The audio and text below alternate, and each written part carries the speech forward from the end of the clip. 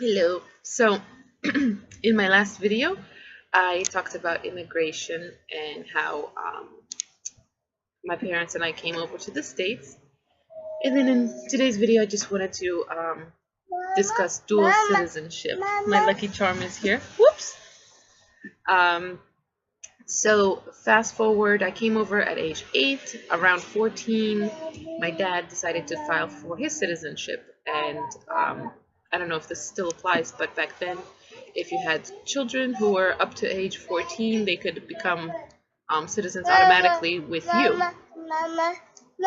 I'm listening, baby. I'm listening. Shh.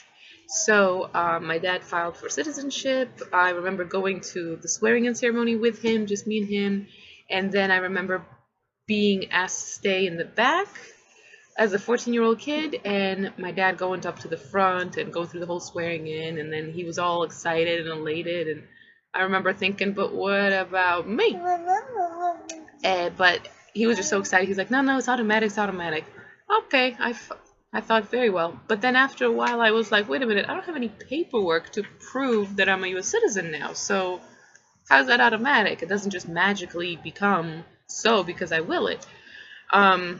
So long story short, basically they forgot or didn't understand the instructions or whatever. They didn't, I guess my parents didn't, or my dad didn't file correctly for me, didn't submit an additional payment probably for me or something like that. At any rate, I was not a U.S. citizen, even though I thought for a little bit that I was. So fast forward again to around age 17, I'm senior in high school. I'm thinking, okay, look, I'm going to have to file on my own.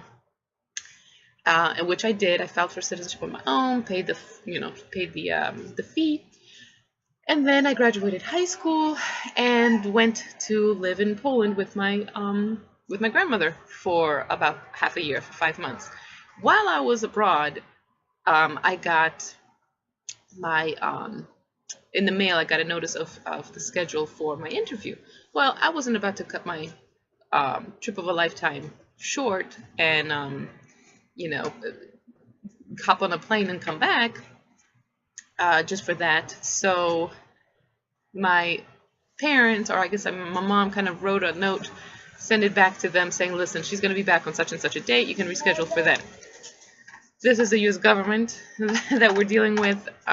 We did not really follow the instructions. I'm sure there were specific instructions for how to go about, actually I know now, how to go about rescheduling if you need to. We didn't follow that. And so I waited. 5 years later, I was in the army that was supposed to help me become a citizen. Nobody bothered to inquire. And met my husband. He filed for citizenship. He became a citizen. I'm still waiting. So finally, I'm like, okay, I need to find out what's going on, because it was several $100s that I spent on this application. Finally, they got to the bottom of it, found my form somewhere in Nebraska, and apparently it had been retired or something. They just figured, whatever, I was no longer interested, they couldn't find me, whatnot. So around age 22, I bit the bullet and I said, I'm going to spend the application again, I'm going to file again, and I'm going to follow the instructions to a T this time. And I did, and within a year, I had my interview, I was sworn in, voila, I was a U.S. citizen, finally. So over 10 years of waiting and going through the process 3 times, 2 times technically officially, but also if you count my dad, 3 times. One of the reasons I wanted to become a U.S. citizen was to vote. I was the only one in my family who ever took an interest in politics or in making policy changes to improve society, and I knew obviously that I wasn't going to be able to do that as a permanent resident. I had to become a citizen so I could vote.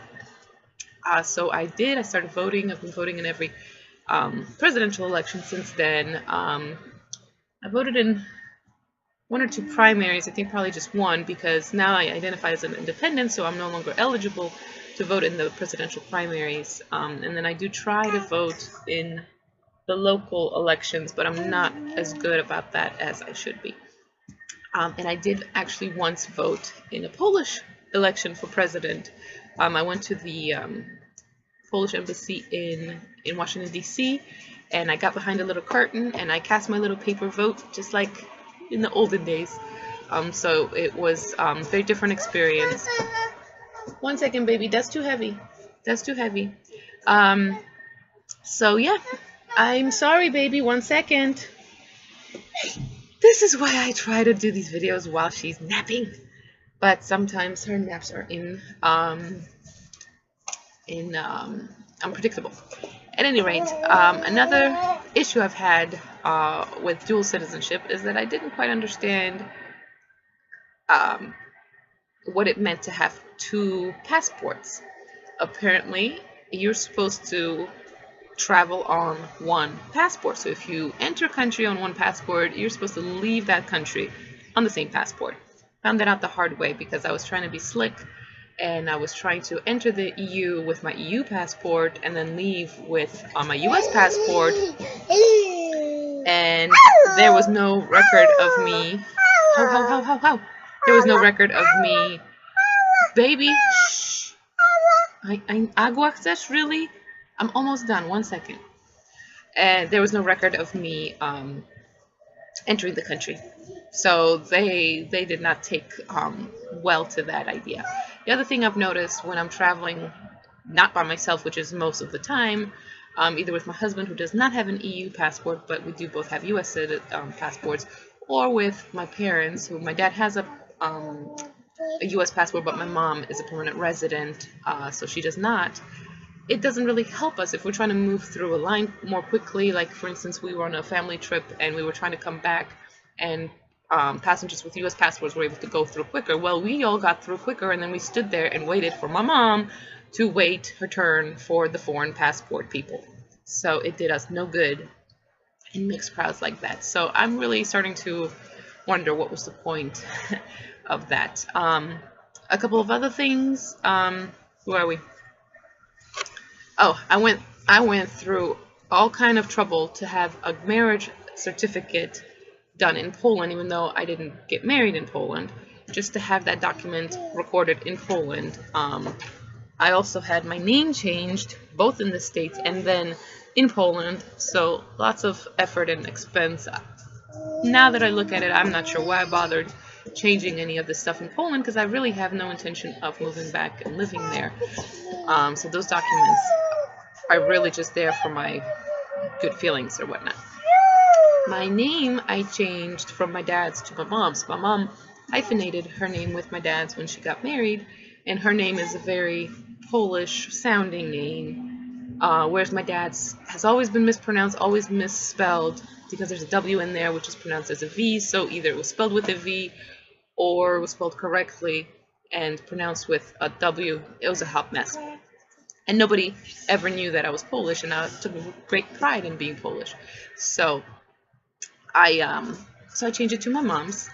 And then interestingly, my husband also changed his, so we both have hyphenated names with my maternal last name and then his maternal last name.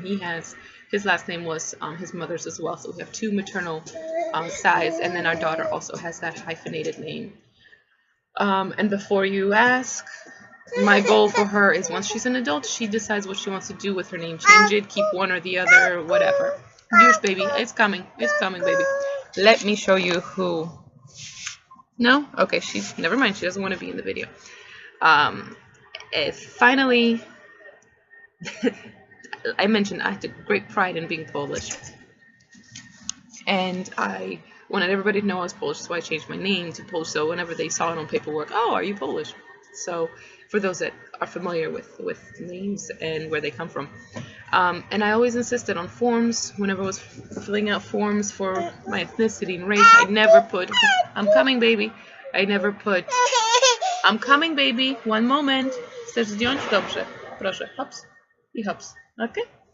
I always put other. I never marked that I was white. I considered the white category for Protestant Anglo-Saxons. I was neither Protestant nor Anglo-Saxon, so I thought I had my own culture, and it made me unique. And even though on face value I could blend in a white crowd, I didn't feel like I was a part of that crowd. Over the years, I've learned about white privilege, and I've also kind of become more and more assimilated, and I'll talk a little bit more about how I finally realized that I have embraced the Polish American identity. I'll talk about that in my next video.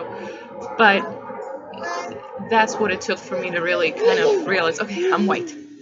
So you may think it's funny, you look at me like, yeah, white girl, you're white. You didn't know that? But no, I didn't think I was white.